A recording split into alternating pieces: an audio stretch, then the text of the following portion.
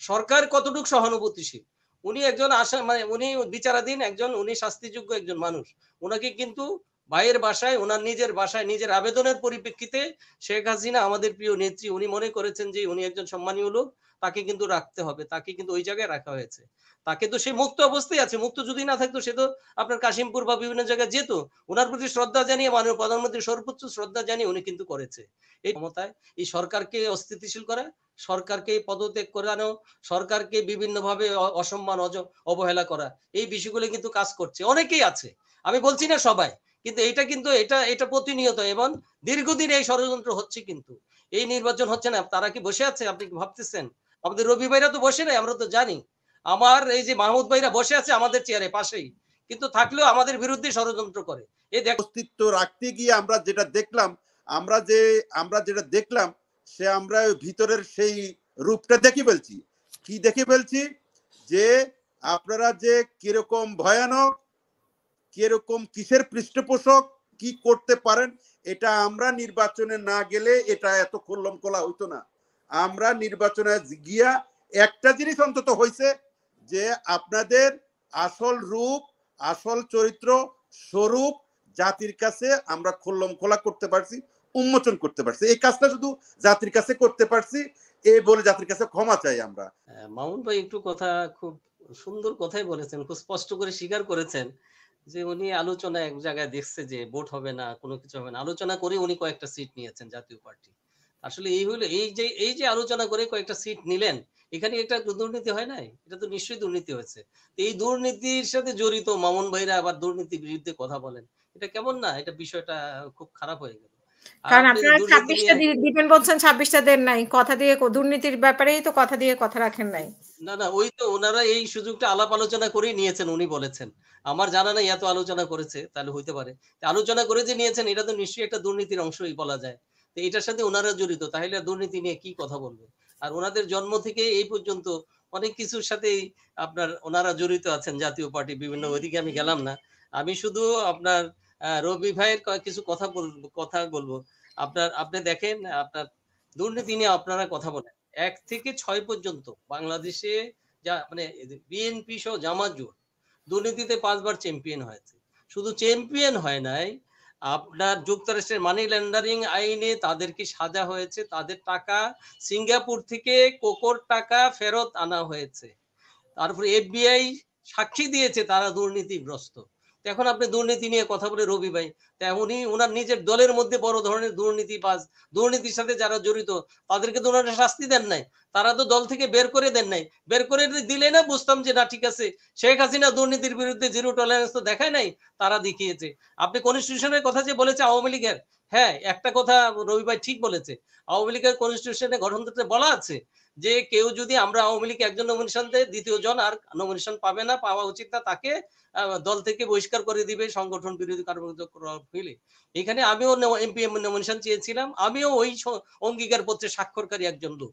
কিন্তু প্রশ্ন হলো বিএনপি বা অন্যান্য দল যদি নির্বাচনটা না করে, নির্বাচন করার জন্য তাদেরকে বারবার করা, তাদের জন্য অপেক্ষা করা হলো। নির্বাচন সংবিধান তো মানতে, উনি তো আবার সংবিধানের দোহাই আপনাদের দিচ্ছেন। সংবিধান যদি মানতে হয় নির্বাচন হবে, নির্বাচনটা কাকে নিয়ে করবে? নির্বাচনটা যখন কাকে নিয়ে করে, তখন নির্বাচন উন্মুক্ত করে দেওয়া হলো, তখন নির্বাচন সবাই করার সুযোগ পেল। বিএনপি নির্বাচন করলো নামে বেনামে, জাতীয় পার্টি তো করলোই।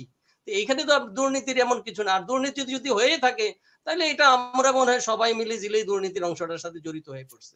ওইটি রাষ্ট্রীয় এই ব্যাপারে আমি কথা বললাম না, শুধু এইটুকু বলবো যে 2007 সালে 2008 সালে যে আপনার তত্ত্বাবধায়ক সরকার ক্ষমতায় আসতেন, আসার পরেও কিন্তু দুর্নীতির দায়ে আজকের যে আপনার জিয়া অরফানেজ ট্রাস্ট মামলা, যেগুলাতে আমাদের আমাদের সাবেক বিরোধী দল, সাবেক প্রধানমন্ত্রী খালেদা জিয়া উনি যে ইয়াতে আছেন, সেইখানে কিন্তু তত্ত্বাবধায়ক সরকারই কিন্তু ওনাদের বিরুদ্ধে কয়েকটা মামলা করলেন।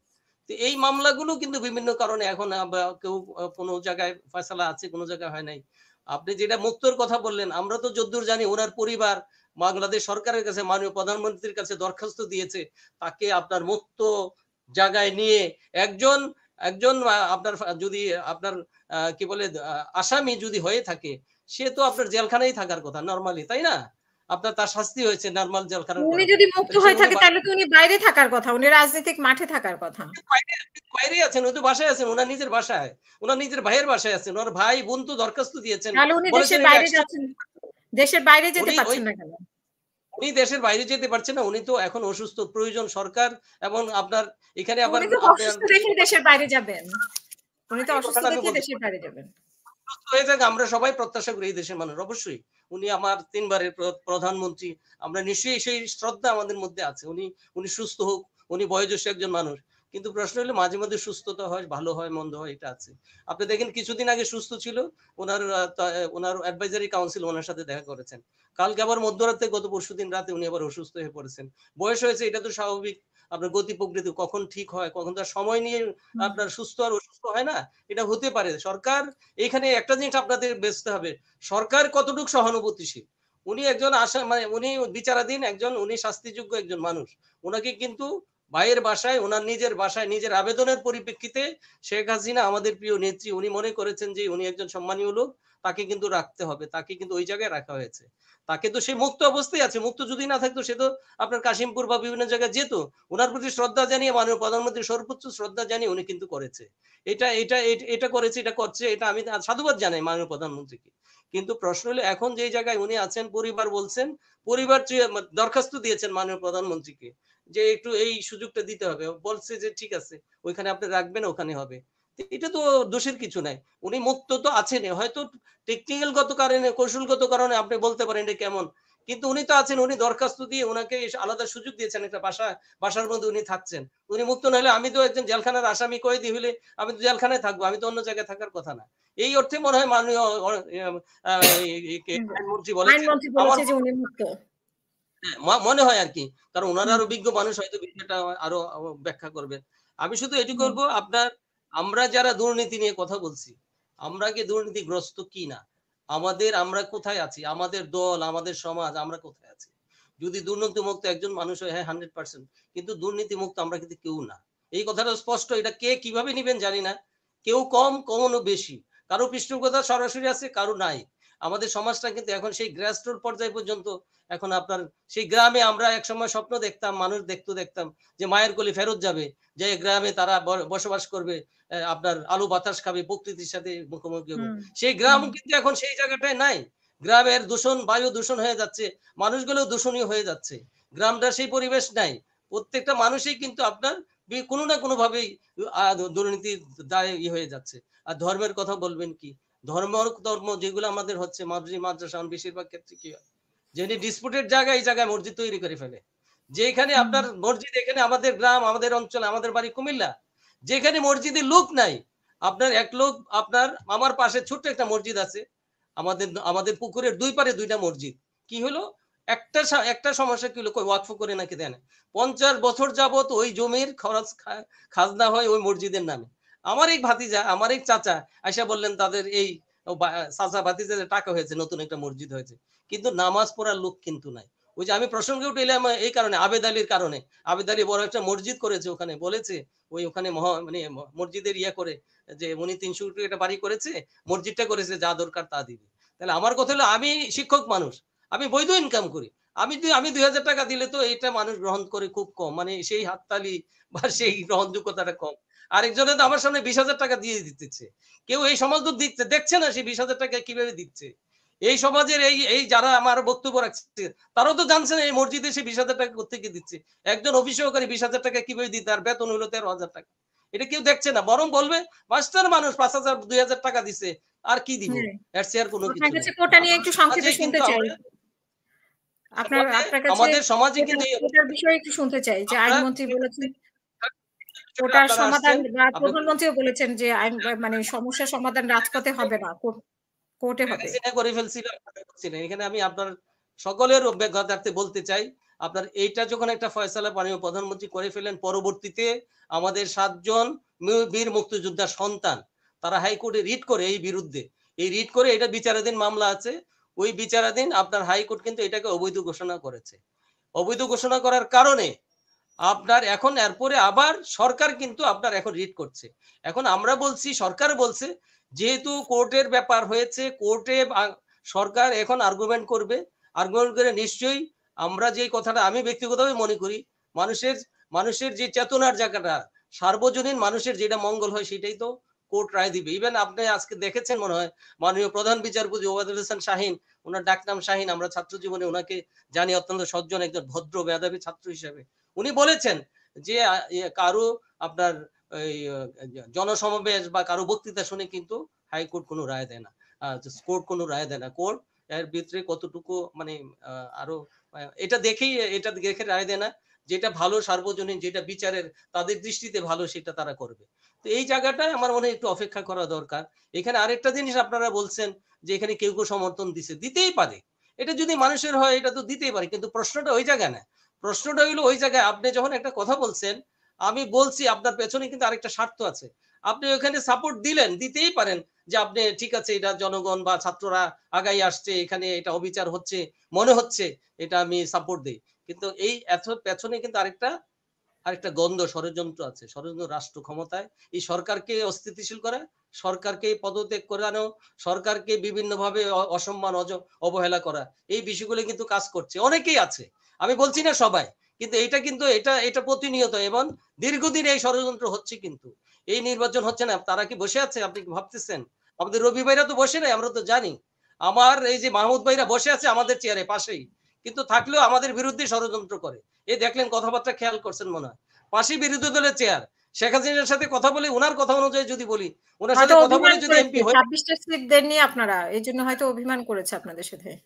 ওনার কথা বলে যদি মনে করি উনি আমাদের নেত্রী ওনাকে এই করেছে, কিন্তু তারপরে তো ওনারা বসে কাছে বসে বসে কিন্তু ওনারাও শখ আঁকে, মাঝে মধ্যে আবার রবি ভাইদের সাথে তাকায়, মাঝে মধ্যে আবার জামাতের দিকে তাকায়, মাঝে মধ্যে হেফাজতের দিকে তাকায়, মাঝে মধ্যে বিভিন্ন জায়গায় তাকাইয়া দেখে কোনো জায়গায় কুলাইতে পারতেছে না, ওরে সর্বশেষ শেখ হাসিনা স্যার আর গতি নাই, ঠিক আছে এখানেই থাকি।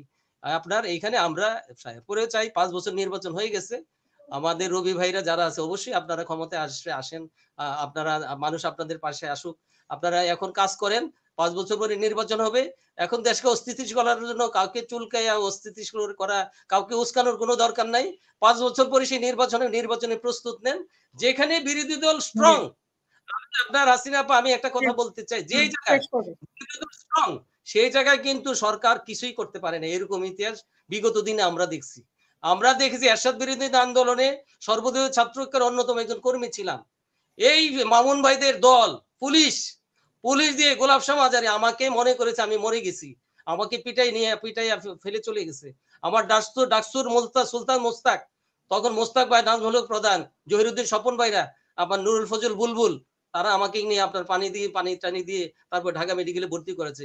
ডক্টর মিলন রায় যেদিন মারা যায় এই দিনও আমি কিন্তু আপনার ঢাকা মেডিকেলে ভর্তি, আমি কিন্তু বাইরে না, আমি নূর হোসেনের মিছিলে থাকা ছেলে, আমি রাউফুন বসুনিয়া যেদিন মারা যায় মসজিদ হলে সেই মিছিলেও আমি ছিলাম।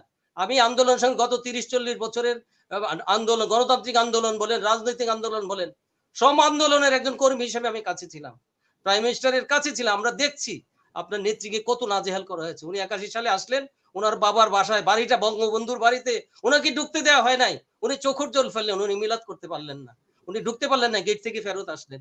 15 আগস্ট আমাদের লাইফে অনেকদিন আমরা করতে পারি না, বঙ্গবন্ধুর মৃত্যুবার্ষিকী পালন করতে পারি নাই, মোনাজাত করতে পারি নাই, দোয়া করতে পারি নাই। এই কারণ কি? কারা ছিলেন ক্ষমতায়? তারা আমাদেরকে দেন নাই। কারা দেন নাই আপনারাও জানেন। আমরা আজকে না হয় সে আলোচনায় না যাই, দুর্নীতি এবং কোটা এবং হিংসার রাজনীতি, দূরত্বের রাজনীতি তৈরি হয়েছে। এখন দরকার ভাই, মামুন ভাই, মোহাম্মদ আলী ভাই, যারা ভাইরা আছে সবাই মিলে দেশটা সকলের, দেশটাকে নিয়ে এগিয়ে যেতে পারলে সকল দূর বিদেশ সব মিলে আগামীতে দেশটাকে কিভাবে এগিয়ে নিয়ে যাওয়া যায়। শেখ হাসিনা ডাক দিয়েছে স্মার্ট বাংলাদেশ, বঙ্গবন্ধু বলেছিল যে একটা স্বাধীন বাংলাদেশ দরকার। আসেন না সেখানে স্মার্ট বাংলাদেশে আমরা একটু অংশগ্রহণ করব। উনি তো কাজ বাংলাদেশ মানে কি চোরে ডাকাতে ভর্তি থাকবে দেশ? যেখানে ভুল করছে পরামর্শ দেন, আপনাদের পরামর্শ অবশ্যই গ্রহণ করবে, কেন নয়? ভালো পরামর্শ দিলে কেন নিবে না? শেখ হাসিনা ওই সুনীল গঙ্গোপাধ্যায়ের একটা বিখ্যাত কবিতা আছে, প্রফেসর সাহেব এতক্ষণ আমি জানতাম উনি প্রফেসর, এখন দেখতেছি উনি তো বিরাট রাজনৈতিক কর্মী। 90-এর দশকে যিনি রাউফুন বসুনিয়ার মিছিলে ছিলেন, যিনি চুন্নুর মৃত্যু দেখেছেন, তো অবশ্যই সেই তিনি কি করে এই দুর্নীতি দুঃশাসনের পক্ষে সাফাই গান, আমার হিসাবে মিলে না। যিনি আমি এত তো ত্যাগ আমি যার আমি আছে, তো মাহমুদ ভাই সাফাই গাইলাম না। আমি তো না মাহমুদ ভাই সাফাই সাফাই না গাইলাম গাইলো, যে আমার মতো করে সাফাই কথা না বলতে। গাইলো, আমি তো একটা অন্তত বলি নাই। অন্তত এটা বলতে পারতেন আপনার মতো রাজনৈতিক আমি কিনারপন্থী বলেছি যে কর্মী। মাহমুদ ভাই যে আমাদের পাশে দাঁড়িয়ে আছে, বসে আছে আমার ভাই। আমার যে ২ ভাই বসে আছে, এই ২ ভাইও আমাদের সাথে একাকার হয়ে আছে। মানে কেউ না, কম, ওটাই কম বেশি মনে হয়। এই কাজ আচ্ছা করছে। আচ্ছা, ওটাই বলতেছিলাম, ওটার প্রসঙ্গ জি, টানতে গিয়ে বলতেছিলাম যে সুনীল গঙ্গোপাধ্যায়ের একটা বিখ্যাত কবিতা আছে, আমি তার পায়ের কাছে কুকুর হয়ে বসেছিলাম তার ভিতরের কুকুরটা দেখবো বলে। ১ নিশ্চয়ই মিনিটে শেষ করবেন বলছেন। পড়ার কথা।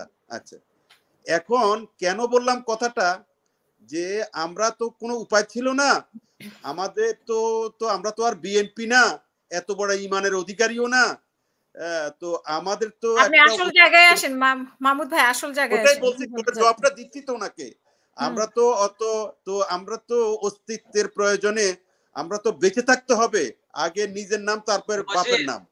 এখন সে অস্তিত্ব রাখতে গিয়ে আমরা যেটা দেখলাম, আমরা যে আমরা যেটা দেখলাম, সে আমরা ভিতরের সেই রূপটা দেখে ফেলছি। কি দেখে ফেলছি, যে আপনারা যে কিরকম ভয়ানক, কিরকম কিসের পৃষ্ঠপোষক, কি করতে পারেন, এটা আমরা নির্বাচনে না গেলে এটা এত খোল্লম খোলা হইতো না। আমরা নির্বাচনে গিয়া একটা জিনিস অন্তত হয়েছে, যে আপনাদের আসল রূপ, আসল চরিত্র, স্বরূপ জাতির কাছে আমরা খোল্লম খোলা করতে পারছি, উন্মোচন করতে পারছি। এই কাজটা শুধু জাতির কাছে করতে পারছি, এই বলে জাতির কাছে ক্ষমা চাই আমরা। আগামী প্রজন্ম একদিন এটা চিন্তা করবে যে কি উন্মোচন করলাম, আপনারা কিসের খোলসের মধ্যে জাতিকে আপনারা রেখেছিলেন।